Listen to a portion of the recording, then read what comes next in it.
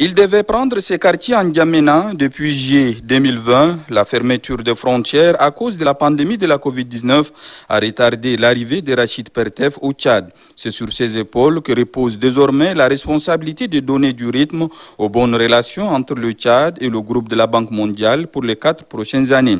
Pour bien entamer sa mission, il veut s'assurer de l'alignement de ses actions aux priorités du Tchad. Le maréchal du Tchad, Idriss Déby Itnou, président de la République, lui a donné une vision plus claire et détaillée de ce que le Tchad veut accomplir à court, moyen et long terme.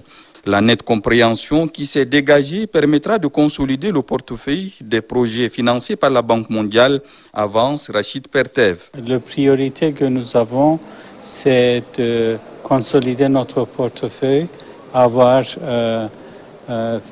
des priorités beaucoup plus claires et avoir des projets d'une taille beaucoup plus importante et aligner le programme de la Banque mondiale avec les priorités du gouvernement. Et je crois que nous avons les mêmes priorités et nous sommes sur la même longueur d'onde. La bonne entente entre le maréchal du Tchad et le représentant résident de la Banque mondiale est à l'image des bons rapports que les deux parties entretiennent depuis des années, témoigne de cette vivacité. Le volume de projets financés qui a augmenté ces dernières années gardera sa tendance, énonce Rachid Perteff. Le programme de la Banque mondiale au Tchad a triplé.